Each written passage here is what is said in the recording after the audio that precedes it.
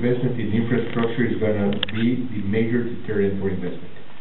And it's infrastructure not only in roads, but it's in education.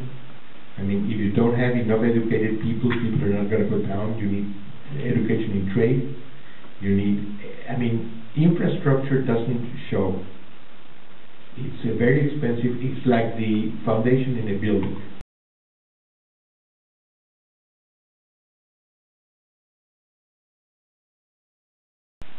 And there's a big gap both in Brazil and the other miracle country, it's Mexico, in the creation of the infrastructure. Most of Latin America is suffering from older infrastructure that's not being revitalized and that it's not being brought up to par for the future. In the title of is it time to invest in Latin America? The answer is definitely yes. You have a big ignored population. Probably they ask here in the government in the U.S. where is Latin America, and they say somewhere south. Nobody goes there anyway. We couldn't care less. Well, it's a neighbor of the U.S. and it's a very important part of the world, and it gives a lot of things, but nobody pays attention to Latin America. But there is a growing internal market.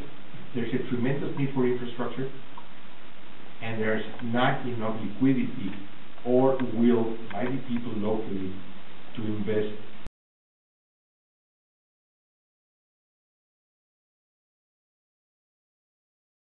You grow the incoming port, but you don't grow the railroads, you don't grow the roads, so it becomes a bottleneck.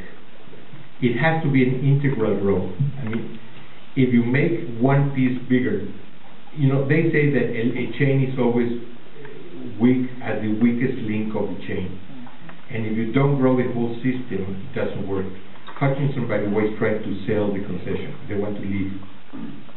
And they think that that's what's causing it. The profitability of the private concession is not coming up to what they expected because they cannot move what they were supposed to move. If you see the numbers for the U.S., they have not really dropped that much in spite of the increasing capacity in the Mexican ports.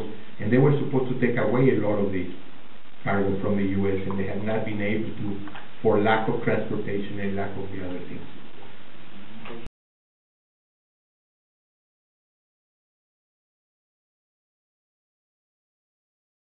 But if you analyze how many new airports, ports, roads, etc. have been built in Mexico in the last 25 years, the answer is almost none. If you see if you go to Asia, if you go to China, there's a major airport every 30 kilometers, every 20 miles you see a new airport. You see an enormous amount. I mean, their electric capacity, their power generation is ready for 2040. You have Brazil and Mexico starting to curtail delivery of power because there's not enough for current needs. So it's very hard and it's expensive. Both countries have very expensive electricity. So it's very hard if you are a manufacturer of anything that needs a lot of electricity to go to a country where you know there's a shortage today. And there's not really anything major being done to solve that shortage.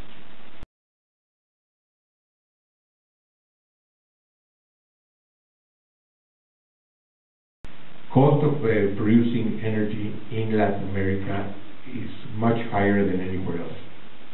And they're trying to find ways of lowering that to make manufacturing more competitive.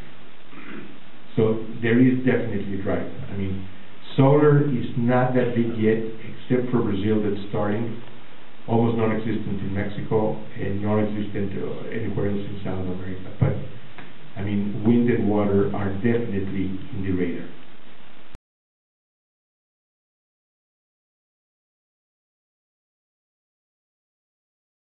It doesn't really hurt to have foreign investors set up if there's any loyalty, but normally loyalty comes from the locals.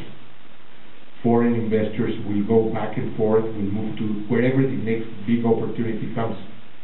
And the local, I mean, they say that where your parents are buried, you stay.